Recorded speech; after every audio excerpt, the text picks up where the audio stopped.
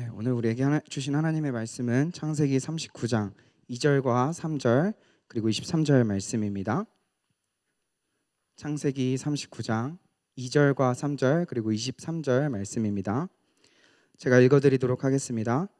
여호와께서 요셉과 함께 하심으로 그가 형통한 자가 되어 그의 주인 애굽 사람의 집에 있으니 그의 주인이 여호와께서 그와 함께 하심을 보며 또 여호와께서 그의 범사에 형통하게 하심을 보았더라. 간수장은 그의 손에 맡긴 것을 무엇이든지 살펴보지 아니하였으니 이는 여호와께서 요셉과 함께 하심이라. 여호와께서 그를 범사에 형통하게 하셨더라. 아멘. 할렐루야. 오늘 이렇게 예배자리 가운데 나오신 우리 모든 작은 예수 청년들을 주님의 이름으로 축복합니다. 우리 옆에 계신 분들 보면서 함께 인사했으면 좋겠습니다. 함께 인사할 때 당신과 함께 예배할 수 있어서 행복합니다. 이렇게 인사하도록 하겠습니다. 네, 저도 여러분과 함께 예배할 수 있어서 참 행복합니다.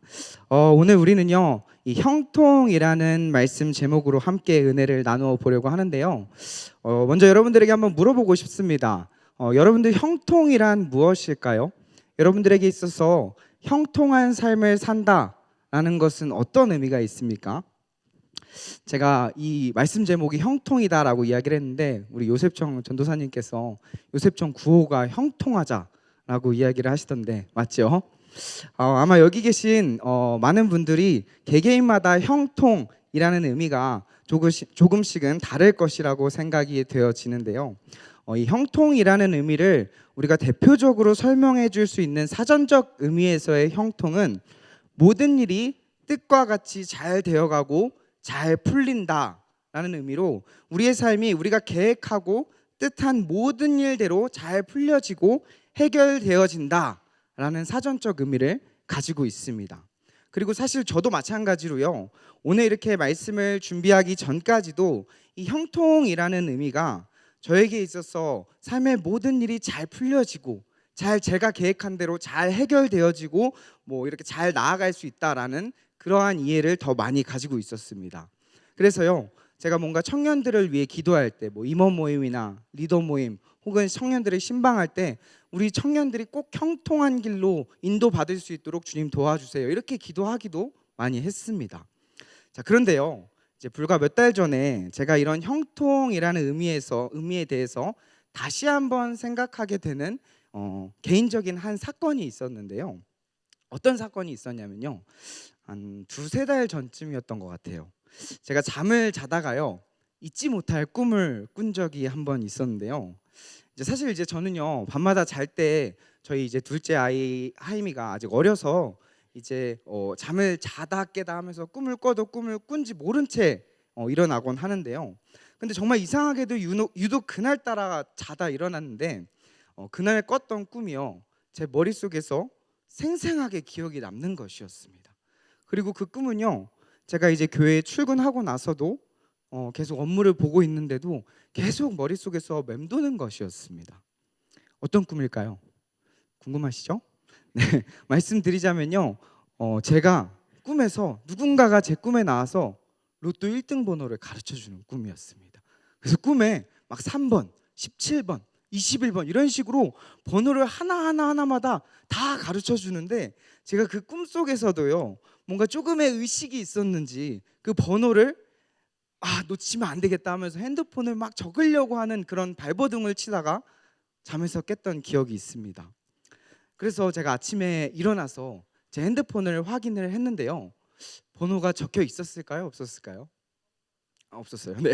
네. 아쉽게도 번호가 어디에도 적혀 있지 않더라고요. 그래서 되게 아쉬운 아침을 제가 맞이했던 기억이 있습니다. 자, 여러분, 사실 제가 이런 꿈을 꾸고 나서 참 부끄럽지만 제 마음속에 어떤 마음이 들었냐면요, 왜 그 번호를 적지 못했을까? 1등 당첨되면 그 번호 적어서 제가 1등에 당첨됐으면 돈 걱정 없이 살 수 있었을 텐데, 뭐 혹은 지금 이제 제 차도 좋긴 한데 더 큰 차로 바꾸거나 이제 더 이상 이사 가지 않고 집을 사버려 가지고 이제 더 잘 나갈 수 있어, 잘 할 수 있었을 텐데, 형통한 길로 나아갈 수 있었을 텐데 하는 그런 연약한 저의 마음이 계속 불쑥불쑥 올라오게 되는 것을 발견하게 됐습니다. 그래서요, 제가 이런 연약한 저의 마음을 가지고 일상을 계속 살아가고 있는데요. 하나님께서는요, 그런 저의 마음을 아셨는지 저에게 저만 알 수 있는 세미한 음성으로 말씀하기 시작하더라고요. 저에게 어떤 하나님의 말씀이 들려졌냐면요, 건식아, 너 지금 그렇게 돈이 필요하냐? 너 지금까지 너의 삶을 인도하고 지금까지 이끌어온 나는 보이지 않니? 돈이 많다고 너의 삶이 결코 형통한 게 아니야. 차가 크다고 너의 삶이 형통한 게 아니야. 너의 삶에 정말 형통한 삶이 무엇인지 알긴 하니? 이런 하나님의 음성이 저에게 들려지는 것이었습니다. 자, 그래서요, 제가 이러한 하나님의 마음을 받고 어떻게 했냐면요, 이제 제 자리에 앉아서 성경을 펼쳤습니다. 그리고 형통이라는 단어가 나오는 이제 말씀을 다 찾아보게 되었는데요. 오늘 우리가 함께 읽은 이 창세기 39장 말씀이 형통이 제일 많이 나오는 것을 보게 되었고, 오늘 우리가 함께 읽은 이 창세기 39장 말씀을 읽으면서 정말 하나님 안에서 형통이란 무엇인지에 대해서 조금 더 깊게 묵상하는 계기가 되었습니다. 자, 그래서요, 저는 오늘 우리가 함께 읽은 이 창세기 39장 말씀을 통해서 저와 여러분들이 이 땅 가운데 살아갈 때 정말 이 형통한 삶을 살아간다라는 것이 어떻게 살아가야 하는 것인지 말씀을 통해서 배우고 은혜를 좀 나누어 보려고 하는데요. 여러분들, 오늘 우리가 읽은 이 창세기 39장 말씀에 보면요, 형통한 사람 하면 대표적으로 떠오르는 성경 인물인 요셉이 등장하는 것을 볼 수 있습니다. 자, 그런데요, 이 성경의 전체적인 맥락을 알고 보는 우리는요, 이 요셉이 나중에 총리가 될 것을 이미 알고 있기 때문에 요셉이 형통한 사람이었습니다라는 것에 부정하는 사람은 없을 것입니다. 자, 그런데요, 오늘 우리가 함께 읽은 본문 말씀이 이 창세기 39장까지의 내용만을 보고 요셉의 삶을 본다면요, 결코 요셉의 삶은 형통했다라고는 이야기할 수 없습니다. 왜 그렇습니까? 우리 그 이유에 대해서 여러분들 잘 아시겠지만, 그래도 오늘 말씀의 요셉의 형통함에 대해서 이야기해 드리기 위해서 이 간단하게 요셉이 어떤 사람이었는지, 또 요셉의 삶은 어떠했는지 간단하게 좀 소개를 해 드리려고 하는데요. 여러분들, 요셉은요, 야곱의 12명의 아들들 중에서 11번째 아들로 태어났습니다. 그리고 그 요셉은요, 아버지 야곱이 정말 사랑했던 아내 라헬로부터 힘겹게 얻었던 첫 번째 자녀였습니다. 그렇기 때문에 야곱에게 있어서 요셉은요, 다른 자녀들보다 더 특별하고 더 사랑을 받을 수밖에 없었겠죠. 자, 그래서 이런 이유들로 인해서 요셉은 늘 형들로부터 시기와 질투, 미움을 받으면서 살아갈 수밖에 없었습니다. 그런데 여러분들, 요셉은요, 자기가 이렇게 형들에게 미움받고 시기받고 질투를 받고 살아가고 있으면 형들에게 어떤 자세로 나아가야 합니까? 당연히 요셉은요, 자기를 미워하는 형들에게 잘 보이기 위해서, 이쁨 받기 위해서 눈치라도 챙기면서 살아가야 하는 게 맞지 않겠습니까? 그런데 요셉은요, 철이 없었던 건지 아니면 정말 순수하고 솔직했던 건지 잘 모르겠지만, 요셉은요, 형들에게 그렇게 눈치를 보지 않고 살아왔다라는 것은요, 오늘 말씀을 통해서 잘 알 수 있습니다. 그리고 결국 그러한 요셉의 눈치 없는 행동들은요, 형들을 분노하게 했고요, 요셉의 삶에 있어서 결정적으로 불행의 시작점이 되게 만드는 사건이 일어나게 됩니다. 여러분들, 어떤 사건입니까? 요셉의 꿈 이야기였습니다. 저도 꿈 이야기를 했는데, 이 요셉도 꿈 이야기 때문에 요셉의 인생의 불행의 시작점이 되어버립니다. 어느 날 갑자기 요셉은요, 자기가 꿈을 꿨다라고 하면서 형들에게 찾아가서 자신이 꾼 꿈을 찾아가서 이야기하기 시작합니다. 그 요셉의 꾼 꿈의 내용은요, 요셉의 형들의 곡식단이 요셉의 곡식단에 와서 절을 하는 꿈이었습니다. 어떻게 보면요, 이 꿈은요, 형들의 입장에서는요, 어이가 없고 화가 나고 받아들일 수 없는 꿈이었습니다. 자, 그런데요, 요셉은요, 그런 꿈을 꿨으면은 그냥 혼자 생각하고 말면 되잖아요. 그런데 굳이 자기가 그런 꿈을 꿨다라고 하면서 자기를 미워하는 형들에게 찾아가서 이야기하는 것입니다. 여러분, 한번 생각해 보세요.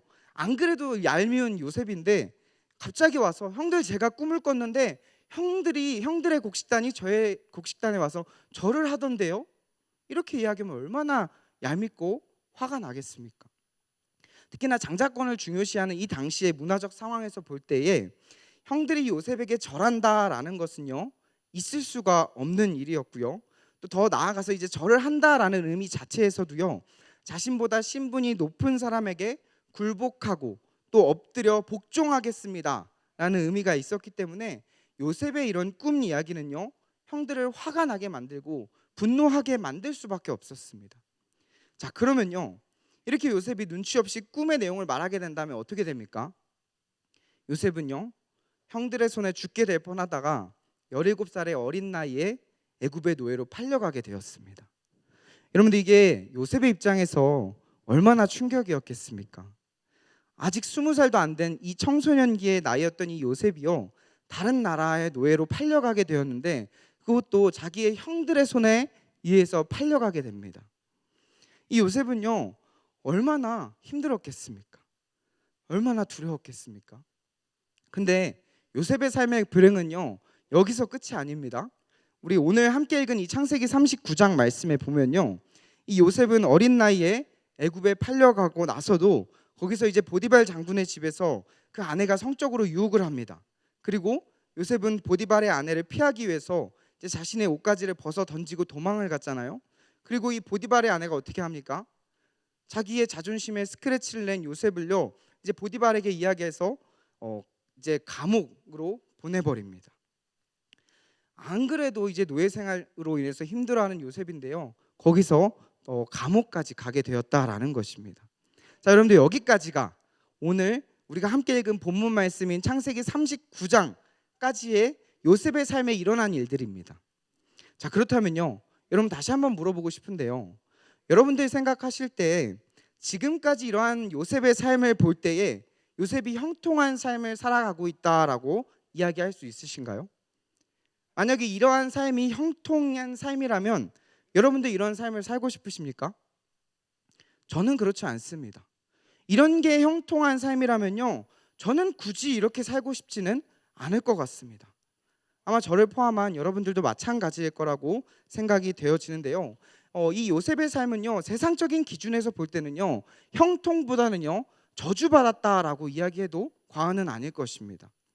근데 여러분들, 이상하게도요, 오늘 읽은 이 본문 말씀에 보면요, 이 저주받은 삶을 살아가는 것과 같은 이 요셉에게 하나님께서는요, 요셉이 형통한 삶을 살았다라고 말씀하고 있다라는 것입니다.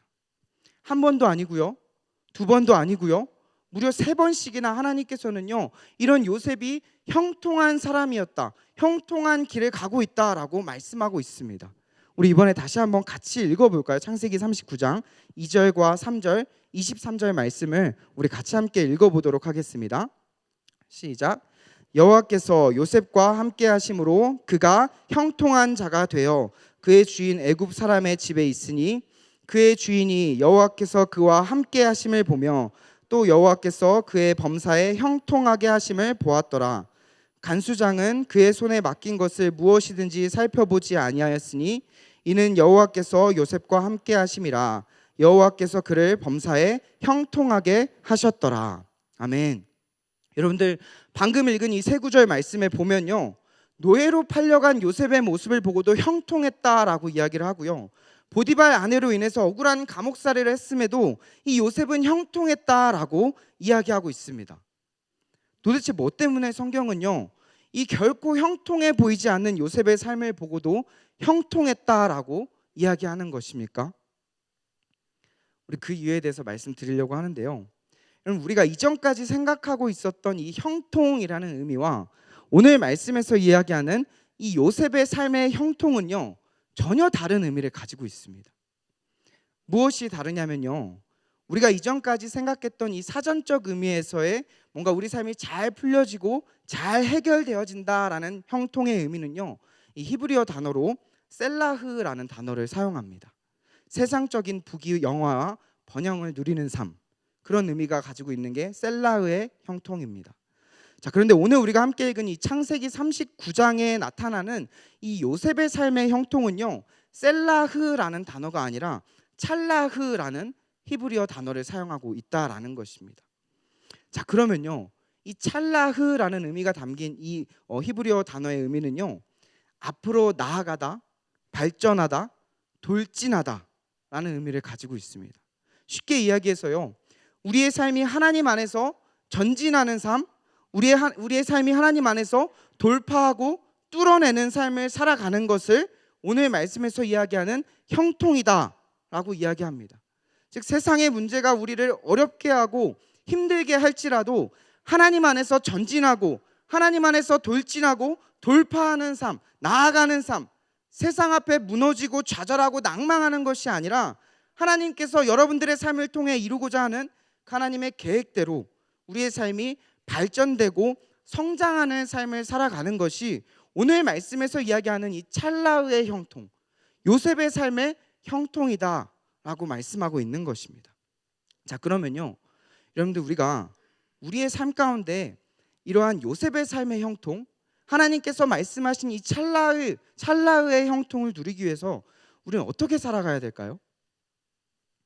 저는요, 이제 우리의 삶 가운데 이 찰나의 형통을 누리기 위해서 어떻게 살아가야 하는지에 대해서 여러분들에게 세 가지 방법을 말씀드리고 말씀을 정리 좀 하려고 하는데요. 첫 번째입니다.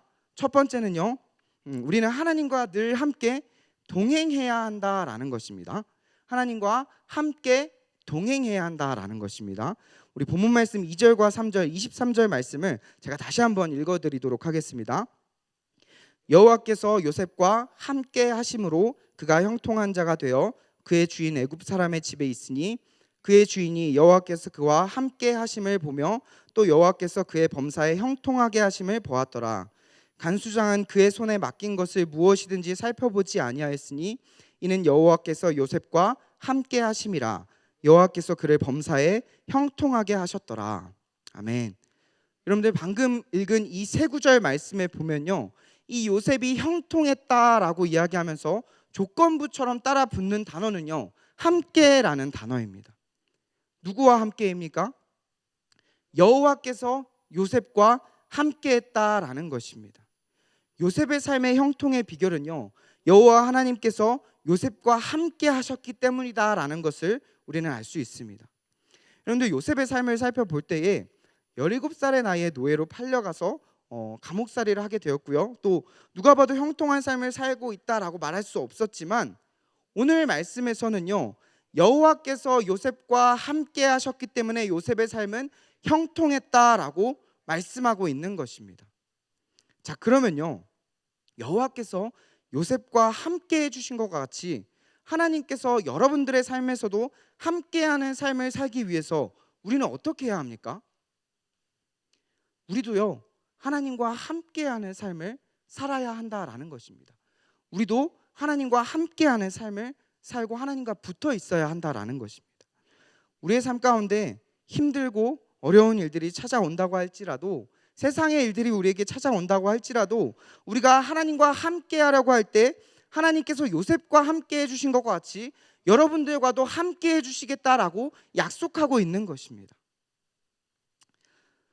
여러분, 그런데요, 전 여기서 여러분들에게 말씀드리고 싶은 것은요, 사실 이렇게 우리가 하나님과 함께 해야 하는구나, 힘들고 어려울 때 하나님과 함께 해야 하는구나 라는 것은 말씀으로 많이 들어서요, 머릿속에는 남아있지만요, 우리 삶에 정말 어려움이 찾아올 때면 우리는요, 하나님과 함께하는 것을 어려워한다라는 것입니다.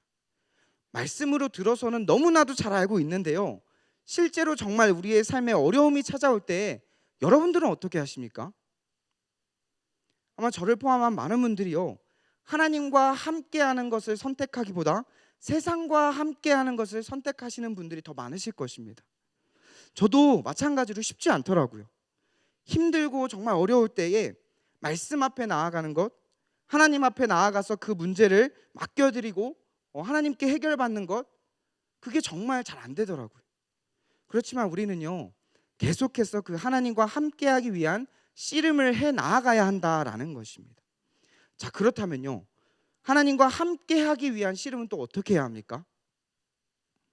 아마 이 부분은요, 다 각자마다 다 개인적으로 하나님과의 방법들이 있을 거라고 생각을 하는데요, 제 이야기를 잠깐 드리자면요, 저도 마찬가지로 청년의 시절에, 여러분들 같이 청년의 시절에 참 힘들고 어렵고 또 외로웠던 시간들이 참 많았습니다. 그리고 지금도 여전히 저의 삶은 어렵고 힘든 것이 참 많습니다.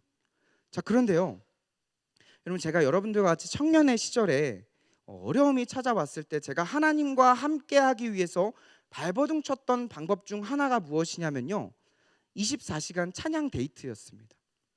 여러분, 이게 뭐냐면요, 우리가 어려움이 찾아올 때 솔직히 책상 앞에 앉아서 성경 읽는 거 힘들잖아요. 기도하러 나아가는 것조차도 힘들잖아요. 예배의 자리조차 나아가는 거 힘들잖아요. 자, 그런데요, 여러분들, 그렇다고 해서 우리가 그냥 포기하고 놓아버리는 것이 아니라, 여러분들 핸드폰 다 가지고 계시잖아요. 찬양이라도 계속 틀어놓는 거예요. 한국을 무한반복하더라도 밤새도록 그냥 계속 찬양이라도 틀어놓는 거다라는 것입니다. 여러분, 찬양은 무엇이냐면요, 곡조 있는 기도입니다.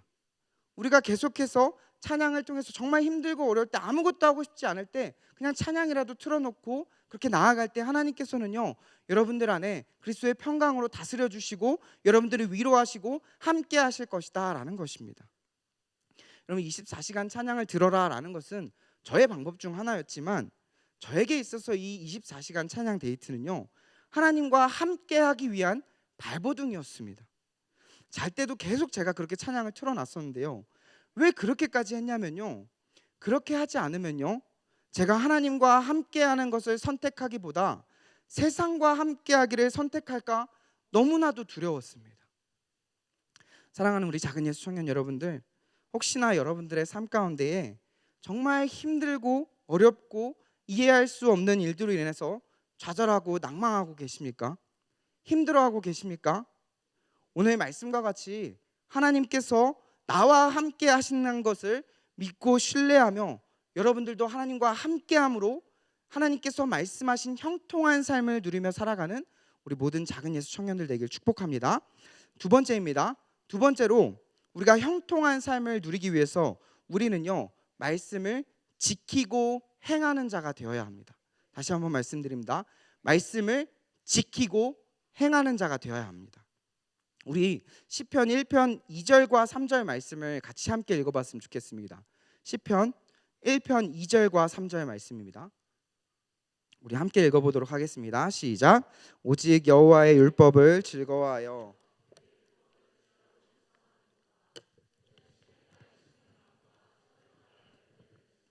그 잎사귀가 마르지 아니함 같으니 그가 하는 모든 일이 다 형통하리로다.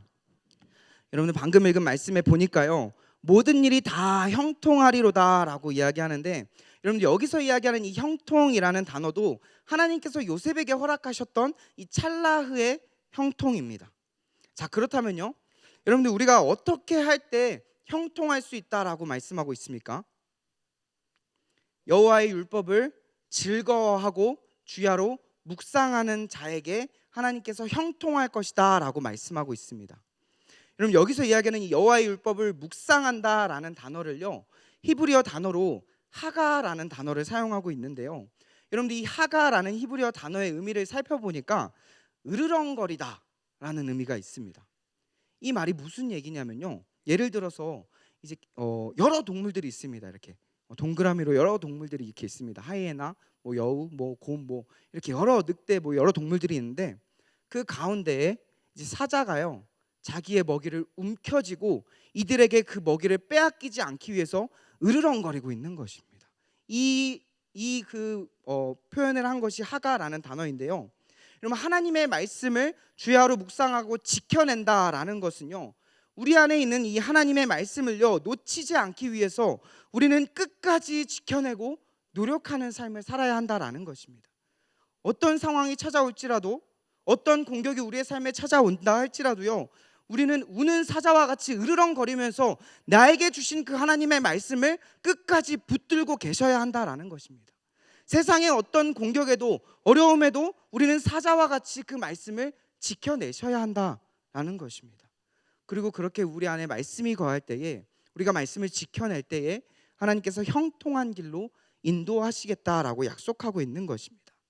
조금만 더 구체적으로 살펴보기 위해서 우리가 여호수아 1장 7절 8절 말씀도 같이 함께 읽어봤으면 좋겠는데요, 여호수아 1장 7절 8절 말씀 제가 한번 읽어드리도록 하겠습니다. 오직 강하고 극히 담대하여 나의 종 모세가 내게 명령한 그 율법을 다 지켜 행하고 우로나 좌로나 치우치지 말라. 그리하면 어디로 가든지 형통하리니 이 율법책을 내 입에서 떠나지 말게 하며 주야로 그것을 묵상하여 그 안에 기록된 대로 다 지켜 행하라. 그리하면 내 길이 평탄하게 될 것이며 내가 형통하리라. 아멘. 그럼 방금 읽은 이 여호수아 1장 7절 8절 말씀에 보면요, 이 모세가 죽은 뒤에 새롭게 이스라엘 백성의 지도자가 되어서 리더십을 발휘해야 하는 상황 가운데 놓여진 이 여호수아의 모습을 발견할 수 있습니다. 자, 그러면요, 세상적인 기준 안에서 볼 때에 여호수아가 이스라엘 백성 공동체에서 이제 리더로서 인정받고 평탄하고 형통하게 되기 위해서 어떻게 해야 합니까? 아무래도 이 여호수아의 입장에서는요, 자기에게도 이 모세와 같이 훌륭한 리더십이 있다라는 것을 증명해 보여야 할 필요가 있을 것이고요. 또 전쟁에서 나는 승리할 수 있는 힘과 능력이 있다라는 것을 보여줘야 하는 게 세상적인 기준입니다. 하지만 우리가 방금 읽은 이 여호수아 1장 7절 8절 말씀에 보면요, 하나님께서 이 여호수아에게 다른 어떠한 것보다 세상적인 기준보다 하나님의 말씀 앞에 서서 그 말씀 앞에 묵상하고 끝까지 좌로나 우로나 치우치 말고 그 말씀을 지키고 행하고자 노력할 때에 하나님께서는 이 여호수아를요, 그리고 이 이스라엘 백성들을요, 형통하게 이끌어 가시겠다라고 약속하는 것입니다. 우리의 삶에도 마찬가지입니다. 우리의 삶에 찾아오는 문제 가운데 세상적인 기준으로 살아가는 것이 아니라 하나님의 말씀으로 기준을 삼고 나아가서 그 말씀을 지켜내려고 노력을 할 때에, 그 말씀대로 살아가려고 노력하고 발버둥 칠 때에 하나님께서는요, 우리에게 하나님께서 허락하신 그 찰나의 형통의 삶으로 인도하시겠다, 이끌어 가시겠다, 우리를 하나님 안에서 돌파하게 하시겠다라고 약속하고 있는 것입니다. 사랑하는 우리 작은 예수 청년 여러분들, 삶 가운데 이해 안 되는 일들이 있습니까? 세상의 기준으로 살아가지 마시고요, 하나님 말씀 앞에 돌아와서 그 말씀을 기준 삼고 좌로나 우로나 치우치지 마십시오. 그리고 그 말씀을 지키고 행하려고 끝까지 노력하십시오. 그렇게 할 때 하나님께서는요, 여러분들을 형통하게 인도하시겠다라고 약속합니다. 우리 마지막입니다. 마지막으로 우리가 하나님 안에서 형통한 삶을 누리기 위해서 우리는요, 하나님의 주권과 섭리를 인정하는 자가 되어야 한다라는 것입니다. 하나님의 주권과 섭리를 인정하는 자가 되어야 한다라는 것입니다. 여러분, 오늘 우리가 창세기 39장 말씀에 나오는 이 요셉의 삶의 형통에 대해서 나눴는데, 저는 오늘 말씀을 준비하면서 묵상하는데 이해할 수 없었던 부분은요, 이 요셉은요, 자신의 삶에 찾아온 너무나도 이해할 수 없는 그 상황과 문제 속에서도요, 하나님 앞에 따지거나 불평했다라는 구절을 단 한 구절도 찾아볼 수 없었다라는 것입니다. 그럼 어떻게 보면요, 요셉은요, 자신의 삶에 놓여진 이런 참담하고 어려운 상황 가운데 하나님께 투정 부리거나, 아니 왜 내가 이런 시련을 당해야 합니까? 하나님, 저는 꿈 얘기밖에 안 했는데 왜 이렇게 제가 고통을 당하고 힘들어야 합니까? 라고 따질 수 있지 않겠습니까? 그런데 성경에 보면요, 어딜 봐도 요셉이 하나님께 불평하고 따졌다라는 구절이 나오지 않습니다. 자, 그러면요, 어떻게 해서 이 요셉은요, 자신의 삶에 놓여진 이런 참담한 어려운 상황 가운데서도 하나님께 단 한마디도 불평하지 않을 수 있었을까요? 우리 그 이유에 대해서 우리 창세기 45장 4절과 5절 말씀에서 이야기를 해주고 있습니다. 창세기 45장 4절과 5절 말씀 우리 같이 함께 읽어봤으면 좋겠습니다. 시작. 요셉이 형들에게 이르되 내게로 가까이 오소서. 그들이 가까이 가니 이르되 나는 당신들의 아우 요셉이니 당신들이 애굽에 판 자라. 당신들이 나를 이곳에 팔았다고 해서 근심하지 마소서. 한탄하지 마소서. 하나님이 생명을 구원하시려고 나를 당신들보다 먼저 보내셨나이다. 아멘. 여러분, 방금 읽은 이 창세기 45장 4절과 5절 말씀은요, 요셉이 이제 나중에 총리가 되어서 흉년의 때에 자신의 아버지 야곱과 자신을 버린 형들을 용서하면서 다시 애굽으로 데리고 오는 그 상황 중에서 요셉이 자신을 버린 형들에게 이야기하고 있는 장면입니다. 여러분, 요셉은요, 이 당시에 이 45장 말씀에 나오는 그 당시에 총리라는 직분이 있었습니다. 그렇기 때문에 요셉은 분명히 자신을 팔아버리고 자신의 삶의 불행의 시작점이 되게 만들었던 그 형들을요, 복수할 수 있었고요, 혹은 죽일 수도 있었습니다. 그런데 5절 말씀에 보면요, 요셉이 형들에게 뭐라고 하냐면요, 당신들이 나를 이곳에 팔았다고 해서 근심하지 마소서, 한탄하지 마소서. 하나님이 생명을 구원하시려고 나를 당신들보다 먼저 보내셨나이다 라고 말씀하고 있습니다. 무슨 뜻입니까?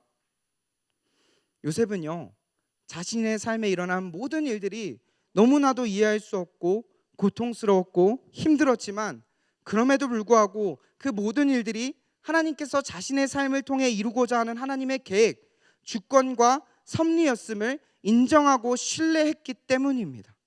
즉 요셉은요, 하나님의 주권과 하나님의 섭리를 인정했기 때문에 어떤 상황이 나에게 닥쳐온다고 할지라도 그 상황 가운데 불평하지 않고 한탄하지 않고 나아갈 수 있었다라는 것입니다.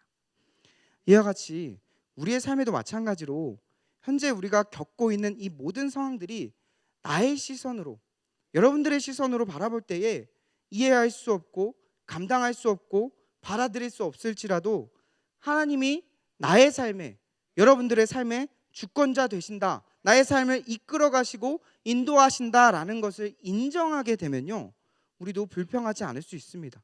원망하지 않을 수 있습니다. 여러분, 사실 우리의 삶 가운데 이 하나님의 주권과 섭리를 인정한다라는 것은 쉽지는 않습니다. 우리 많은 사람들, 저를 포함한 많은 사람들이요, 문제가 발생했을 때요, 그 문제 넘어 계신 하나님을 바라보기보다 그 문제를 만들어낸 원인과 혹은 그 문제의 해결에만 집중할 때가 참 많습니다. 하지만 진짜 그리스도인들은요, 그 문제에 넘어 계신 그 하나님을 바라보고 모든 것을 하나님께 맡기고 신뢰하며 나아갈 수 있다라는 것입니다. 여러분, 오늘 말씀에 나온 요셉도 마찬가지로요, 만약에 요셉이요, 자기가 처한 상황과 문제만을 바라보고 계속 거기서 머물렀다면요, 요셉은 절대로 하나님께서 허락하신 그 찰나의 형통을 누릴 수 없었을 것입니다. 오늘 요셉의 삶을 살펴봤잖아요. 요셉 그냥 꿈 이야기한 것뿐인데 그렇게 큰 잘못을 한 것도 아니었는데 형들에게 팔려서 노예가 됐다니까요. 그래도 불평하지 않고 하나님 뜻 가운데 살아가려고 했는데 감옥에 가게 되었다니까요. 여러분, 이러한 요셉의 삶에서 어느 누가 불평하지 않고 어느 누가 원망하지 않을 수 있겠습니까?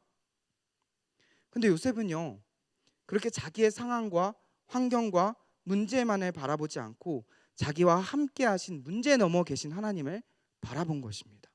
그리고 끝까지 하나님과 함께하며 그 말씀을 지켜내고자 노력하며 나아갔기 때문에 하나님의 주권과 섭리를 인정했기 때문에 그렇게 하나님께서 찰나의 형통으로 인도하신 것입니다. 사랑하는 우리 작은 예수 청년 여러분들, 오늘 말씀을 정리하려고 하는데요, 오늘 말씀을 통해서요, 하나님께서는 우리 모두에게 동일하게 말씀하고 계십니다. 그럼 무엇을 말씀하십니까?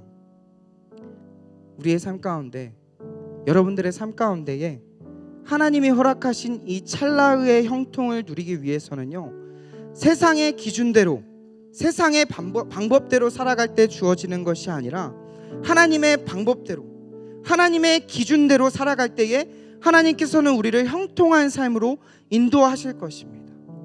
우리의 시선으로, 우리의 생각으로 세상을 바라보고 이 상황을 바라보면요, 너무나 힘들고 견디기 어려울 수 있지만요, 그럼에도 하나님이 우리의 삶을 이끄시고 지키시고 보호하시고 책임져 주신다라는 것을 믿으면요, 우리는 그 하나님 앞에 나아갈 수 있습니다. 여러분들 힘들겠지만, 어렵겠지만 그 말씀을요, 끝까지 붙들려고 노력하십시오. 그러면 하나님이 요셉에게 임하신 것 같이 여러분들과도 함께 하실 것입니다. 여러분, 사실 이 요셉과 같이 살아간다, 성경 인물들 같이 살아간다라는 거 너무 이상적이에요. 정말 우리가 어떻게 그렇게 살 수 있을까요? 라고 생각할 수 있습니다. 참 어렵다라는 거 잘 알고 있습니다. 저도 그렇고요, 여러분들도 그렇고요. 우리가 말씀을 듣고 이 자리를 나가서 다시 세상 앞에 살아갈 때에 세상의 기준과 세상의 소리와 세상의 어려움들이 찾아오면요, 다시 무너질 때도 있습니다. 왜 크리스찬으로 살아가려고 발버둥 치는데, 형통하려고 그렇게 하나님께 마음을 들여 몸을 들여 봉사하고 헌신하는데 왜 이렇게 힘들어만 가지? 라고 생각되실 때도 있을 것입니다. 하지만요, 여러분들, 하나님이 지금도 여러분과 함께 하십니다. 지켜보고 계시고 인도하고 계십니다. 그래서 여러분들도요, 하나님과 함께 하기 위해서 발버둥 치십시오. 마지막으로 우리가 오늘 배운 이 세 가지 다시 한번 말씀드리고 말씀을 마치려고 하는데요. 첫 번째입니다. 하나님이 우리와 함께 하심을 신뢰하고 여러분들도 하나님과 함께 하기 위해서 발버둥 치십시오. 그게 어떠한 방법이든 하나님이 여러분과 함께 하신 것 같이 여러분들도 세상을 선택하는 것이 아니라 하나님을 선택해서 내가 하나님과 함께 하겠습니다. 하나님, 내가 세상보다 하나님과 함께 하는 것을 선택하겠습니다 라고 발버둥 치십시오. 두 번째입니다. 하나님의 말씀을 끝까지 지켜내고 행하는 자가 되십시오. 우리가 이 세상을 살아갈 때에 세상의 기준과 잣대로 살아가지 마시고요, 하나님 말씀 앞에 서서 좌로나 우로나 치우치지 마시고 그 말씀을 우는 사자와 같이 으르렁거리면서 지켜내려고 노력하십시오. 마지막 세 번째, 우리의 삶에 일어나는 모든 일들 하나님의 주권과 하나님의 섭리를 인정하는 자가 되십시오. 여러분들 이 땅 가운데 그리스도인으로 살아가겠다라고 마음 먹으셨잖아요. 세상 가운데 구별된 자로 살아가겠다라고 마음 먹으셨잖아요. 그러면요, 하나님의 주권, 하나님의 섭리를 인정하며 우리의 삶을 하나님께 맡겨드리며 살아가세요. 힘들겠지만, 어렵겠지만 그렇게 살아갈 때에 하나님께서는 우리의 삶 가운데에 찰나의 형통, 하나님이 주시는 하나님 안에서 성장하고 발전하고 뚫어내는 삶으로 우리의 삶을 인도하시고 이끌어 가시겠다라고 약속하고 있는 것입니다. 우리 그 말씀을 붙잡고 우리의 삶을 인도하시는 그 하나님께 나아가는 우리 모든 작은 예수 청년들 되길 주님의 이름으로 축복합니다.